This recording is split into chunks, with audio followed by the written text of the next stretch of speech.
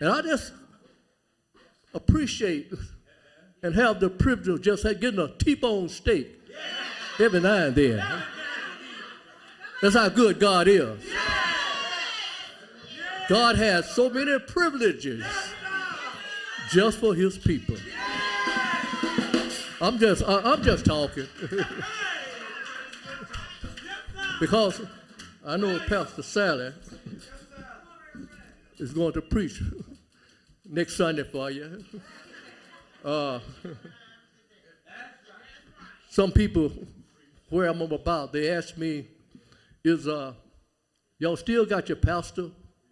I said, no, our married pastor has retired. We now have King David Jr. as our pastor. He can sing, dance, and play an instrument. We also have Apostle Paul Jr., and he preached to us Gentiles.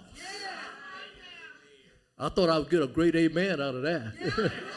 Type of pastor that we have, the Lord has sent over here.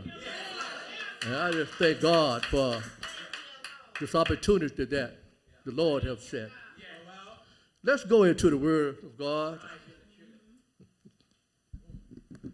I won't be with you long.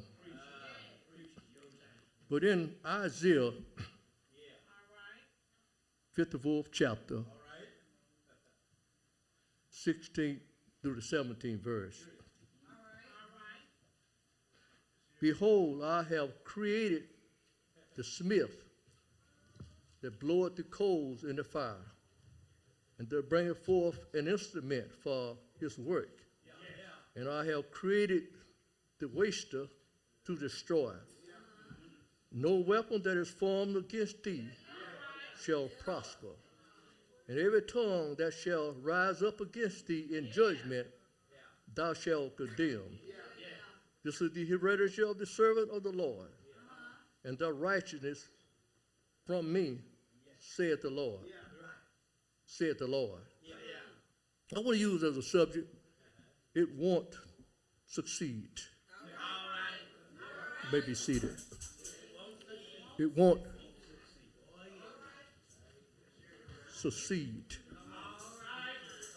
Nothing that turn against you will succeed, saith the Lord.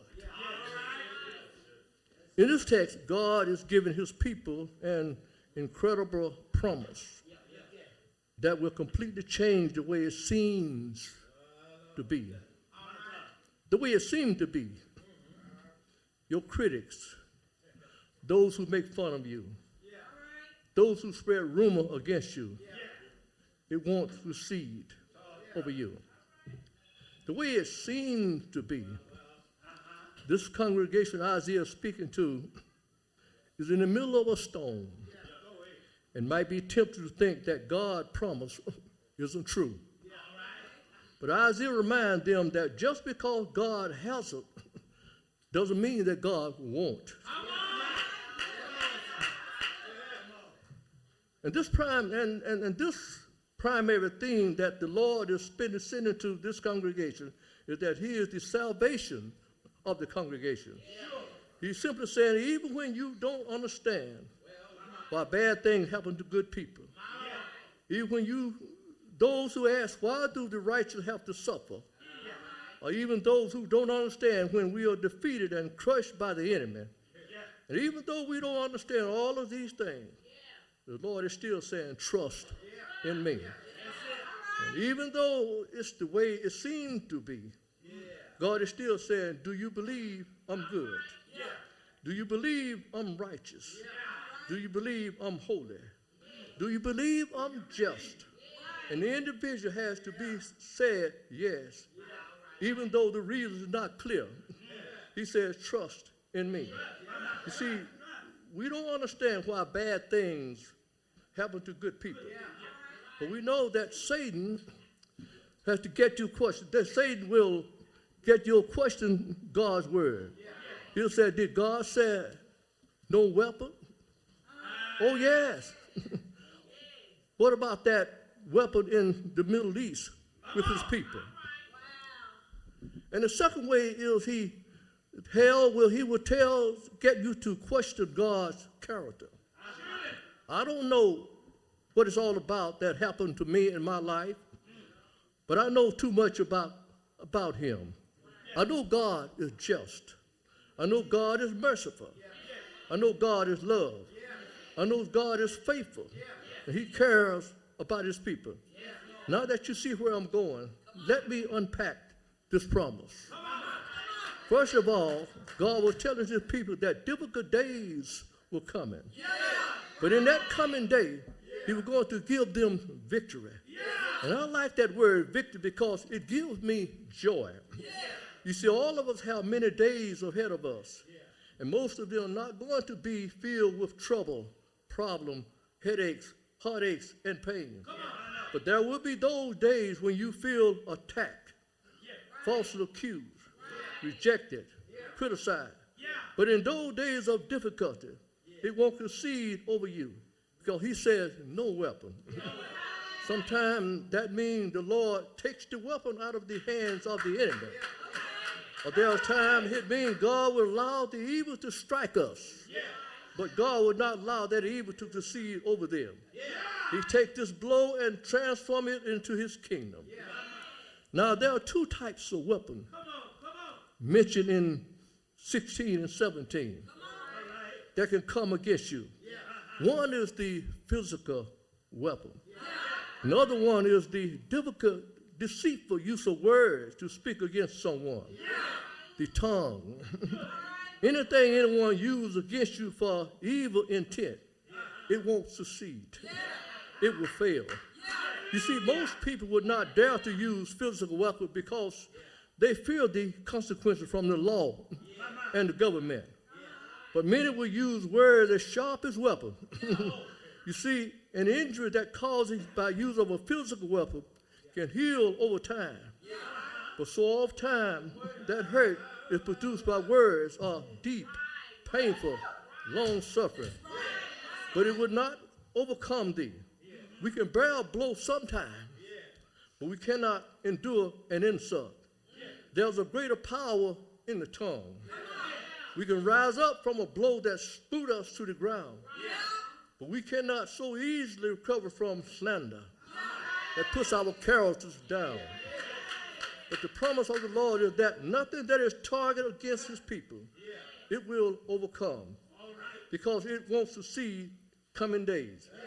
Several years ago, a film producer replaced a movie of Chicago in the 1930s.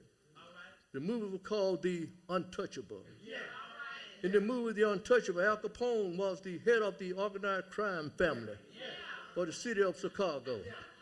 And Al Capone oversaw all the organized crime in the city.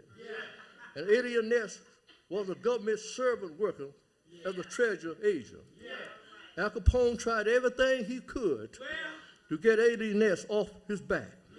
Al Capone tried first to please him by giving him money, but that didn't succeed. Then he tried giving him mysteries, but that didn't succeed. And when Eddie Ness would not take the money or the mystery, then he tried to pressure him that he would be murdered, but it didn't fly.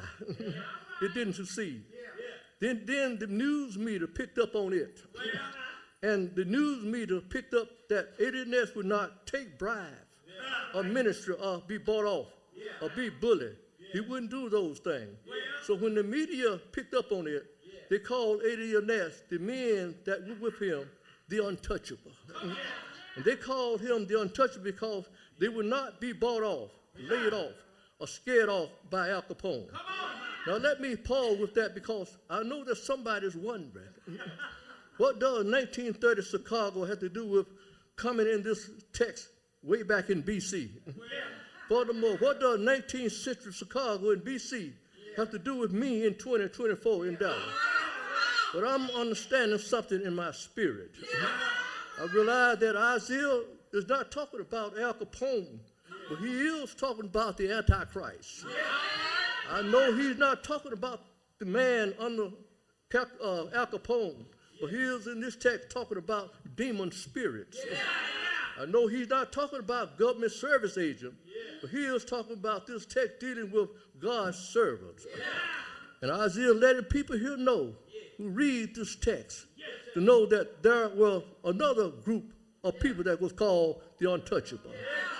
God had promised the people of Jerusalem that no weapon will be able to produce successful weapon against them. He said, see, it is I who created the blacksmith, who fans the coal into flame, forged the weapons fit for his working. And it's I who created the destroyer to wreak general destruction. In other words, he's saying God is in charge. He created one who created the weapon. And he will see to it that whatever weapon that wielded by Israel's enemy will be ineffective against them. And yet in today's time, this promise is applied to God's servants that are untouchable. And so as we deal with spiritual enemies, just as long as they are not bought off, laid off, or scared off by Satan, you see, sometimes the enemy will make use of a satanic mirror to monitor your promotion and draw you back into something. There are satanic mirrors assigned to people to monitor them and watch their progressive level to bring your glory down. You see, unfriendly friends can stop your destiny. They can do anything to stop your glory. But as an untouchable, no matter what the enemy tries to do to him, it will fail. It won't succeed. And so before we get off course, we really find out who these untouchables are. But first, I must tell you that being an untouchable, life would not be easy. Even as an untouchable, life would not be trouble-free. As a matter of fact, the first thing I want to let you know is that being an untouchable, you will still have altercation. I know you have altercation because the text says no weapon that is formed against you shall prosper. That's altercation. Because Isaiah let us know that instruments and tongues will form against you. But even then with that, nothing built, sharpened, aimed, or fired against you, your family, your children's family, your church family, your kingdom of God's people will succeed. And that's a promise from God. You see, a weapon is anything designed to inflict harm. The Apostle Paul told us in 2 Corinthians 10:4 that we have been given tools to fight against enemy. But our enemies are not ordinary weapons. The weapon we fight, we are not the weapons of the world, but they have divine to demolish stronghold. So oftentimes the enemy hits us with spiritual stronghold of confusion, depression, anger, temptation, and loneliness. But the Lord has given us his word as his sword, and faith as his shield, and we have his spiritual armor to protect us. In the movie, The Untouchable, Adrian was untouchable. In real life, Adrian was untouchable, but he still had altercation. Al Capone tried to steal his family from him. He tried to kill him by shooting him. He tried to destroy him by blowing up his family. But no matter what Al Capone did against alienness, because he was an untouchable, it failed. It didn't succeed. I think I probably missed you on that, because Al Capone tried to steal, kill, and destroy him. And the book of John tells us, know that the devil comes to steal, kill, and destroy. But you don't have to worry about what the devil does, because it won't succeed. But you see, weapons will form against you. Look what it says in verse 16. Instrument will be formed, and that let me know that weapon will be conceived and crafted and completed. You see, if going to be completed, the devil needs somebody that's going to sit up day and night, come up with a weapon to bring you down. And once it is conceived and crafted, it will be completed. And everything will be set in motion. Everything will be ready to go, but it won't succeed. It doesn't matter how much time, how much money, how much energy they put into bringing it down. It won't succeed. It doesn't matter who makes the weapon. It won't succeed. It don't matter who conceived the weapon. It won't succeed. Whatever instrument or tongue formed against you, it won't succeed. Now, because let me mention this, because at the end of the game, at the end of the war, at the end of our life, no weapon is turned against you, you will have the victory. Even when that weapon, that rumor, that event, that person, that situation look like it's succeeding, prosper or pervaded over you, it won't succeed. And that's what God has said, because he is the one that is in command. He is the one that is in control. Both those who make the weapon and those who use the weapon. And that's what God is saying, because he is the one that commands all things. And that's why some things will always go wrong. It won't succeed. It always will miss the mark. No weapon. Something always pops up that it didn't expect to happen. No weapon that is formed against you. If you are an untouchable. I like those attributes, because when we think about this verse, so often we think of other people. We think of our enemies as being someone outside of ourselves. But this text says, no weapon formed against you, whether it's formed by other people or with yourself only. It tells us that God will protect them from self-destruction. You see, self-destruction means a behavior that causes serious harm to yourself. Somebody that would have destroyed you if it had not been for the Lord. Somebody may remember that and said in a song, he kept me. Somebody here know what it means when you mix 80% proof with common sense. Or maybe narcotic with common sense.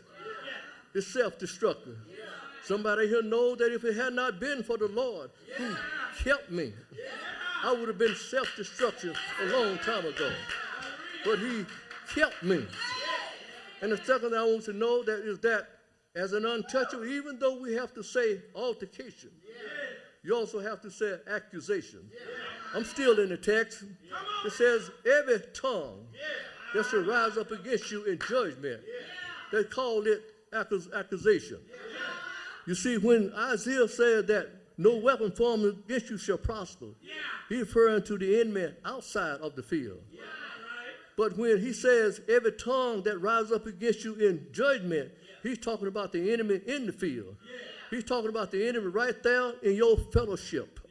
You see, altercation happened at war when somebody was somebody.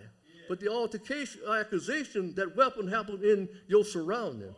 He did it with altercation in our realm, with those visible things that people would do to you to knock you off your block.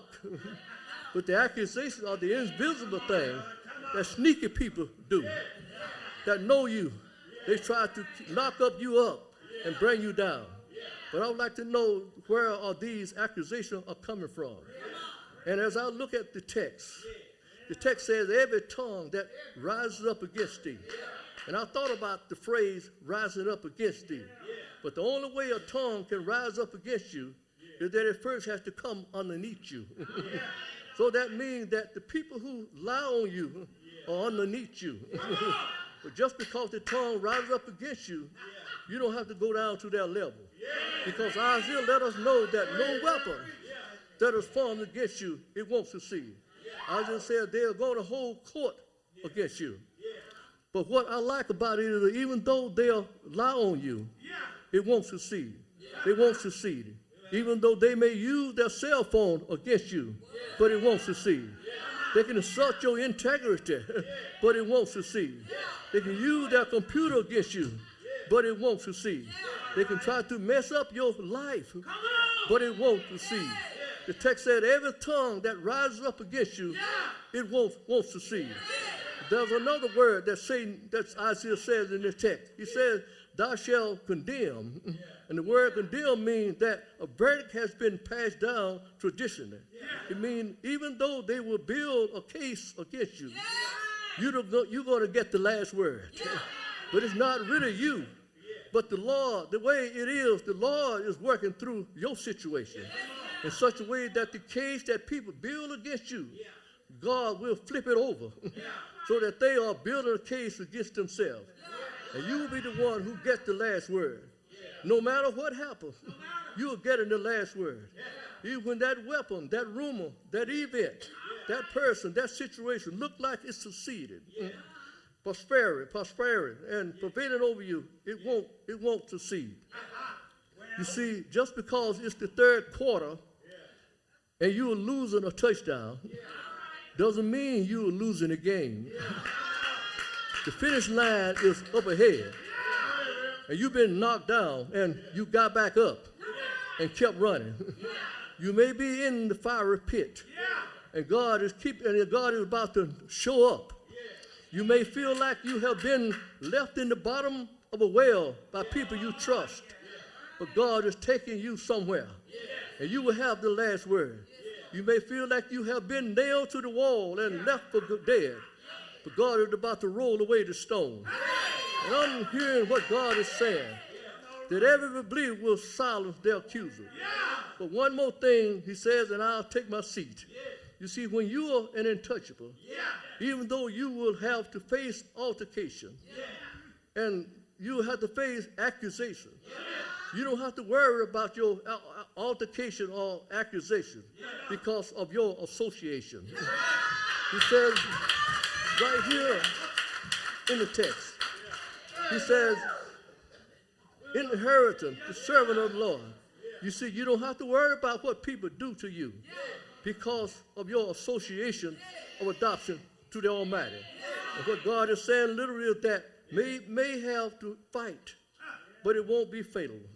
Because you're a family and your vindication will come from me. And I know someone is wondering, am I an untouchable?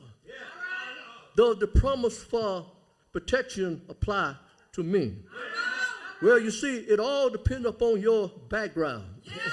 You see, altercation, you got to face battle.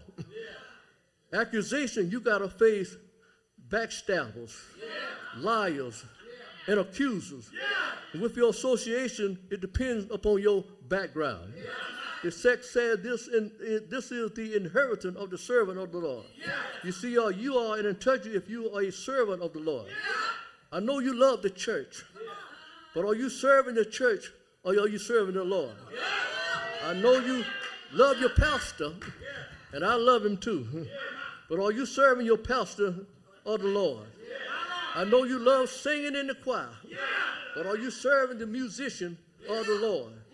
I know you serving in the ministry, but are you serving the people of the Lord? Because this promise is given to a specific people, but it's only given through a special provision. And they can only obtain it through a special provision. And that provision is inheritance of the servant. And like God says, you don't have to worry about what the enemy will do to you, because I'm greater past protection down to you. He said, there's some stuff I'm not going to let happen. You, because this is your inheritance for being a servant of mine. Because I started wondering, but that kind of put a lump in my throat. Because I started wondering, how can you receive an inheritance from someone who is self-existent, from someone who is eternal? How can you receive an inheritance from someone who would never die? And I'm sure you know, like I know, that in order to receive an inheritance, that the person has to die in order for you to receive or receive maybe something. And so it struck me that Isaiah used the word Jehovah. How can I receive an inheritance from someone who is not going to die? But then I thought about it. That's what Jesus was about. He died so I could receive this inheritance. But then he got back up again to make sure I got it. And this inheritance of the servant of the Lord, that's the righteousness of the Lord. And that means that when people try to talk about you and bring you down, God steps in and says, don't mess with them. Their righteousness is on me. And that means that if our righteousness is of the Lord and people are trying to pull you down, that means that they are fighting against the Lord, because your righteousness is not of yourself, but it's of the Lord, and it won't succeed. And that tells me that no matter what you do against Jesus, it won't succeed because it will fail. It's ineffective. How do I know it won't succeed? Because they tried to trap him. Master, who sinned? This man or his parent? They tried to trip him up. Master, is it lawful to heal on the Sabbath? They tried to another trick on him. Are you the king of the Jews? No matter what they did against Jesus, he was untouchable. It didn't succeed upon him. And that dawned on me because like Jesus, Ness on the good team was able to handle Al Capone on the bad team. And I want us to know what was Ness' secret of being the untouchable. Because I got some Al Capones in my life.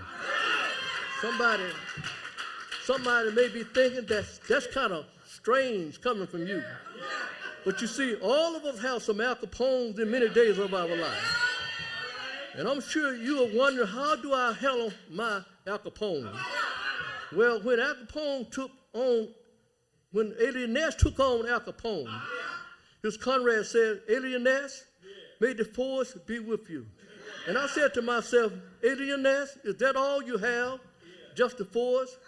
But I got the ultimate force. I got a force that knows how to open up the waters of the Red Sea.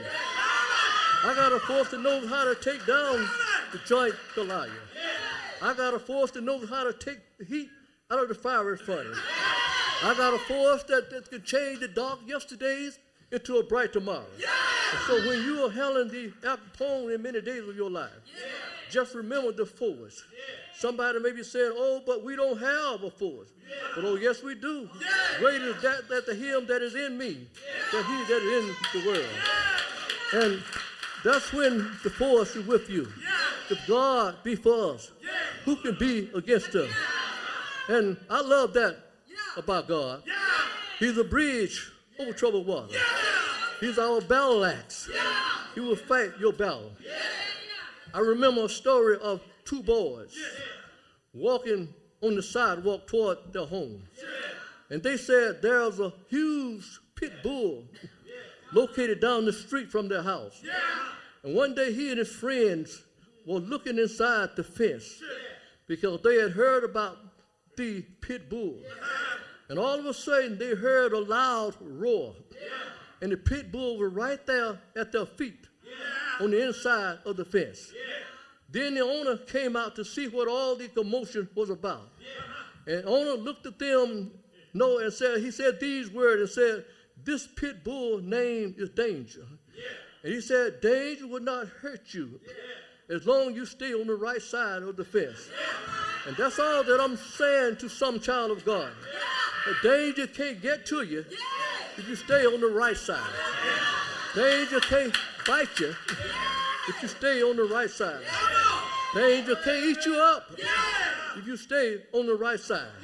Fred Hammond wrote this song and said, Jesus, be your fence all around me every day. Watch and protect me as I travel along this way. I know you can, I know you will fight my battle if I just keep still. Jesus builds a fence all around me. If you just stay on the right side, danger can't get to you.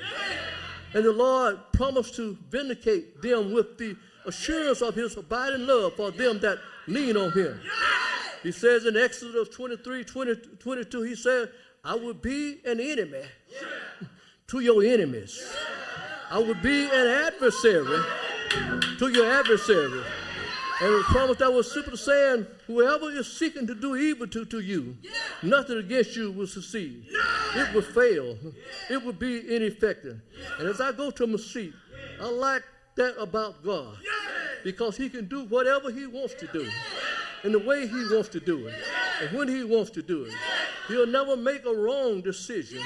He'll never lie and always tell the truth. He said, no weapon, the tongue turn against you will see. He said, my words is validated, and the issue is settled. You can count on me to bless you and vindicate you. My speaker secret to is spelled Jesus. One who came down through 40 through generation. One who walked the dusty roads of Jerusalem. He was the one that hung out there on Calvary cross and nailed nails in his hands, spikes in his feet, nailed his side, dropped him low, and death said he's dead. He stayed there all Friday night. He stayed there all Saturday evening. But early Sunday morning, he rose with all power in heaven and earth in his hand. And I can hear him saying, oh enemy, that crown you put on my head, it did me no harm. Those nails that you had in my hand, they didn't hold me. Those enemies, Jesus Christ, no matter what you did to me, it will not succeed. Somebody here might not be no price. And you need to say yes to his call. I'm sad to say that if you don't have Christ, you don't have a promise. Danger will attack you. Danger will bite you. Danger will eat you up. But when you got Christ, you have a promise. You have a hope in Jesus Christ. Doors of the church.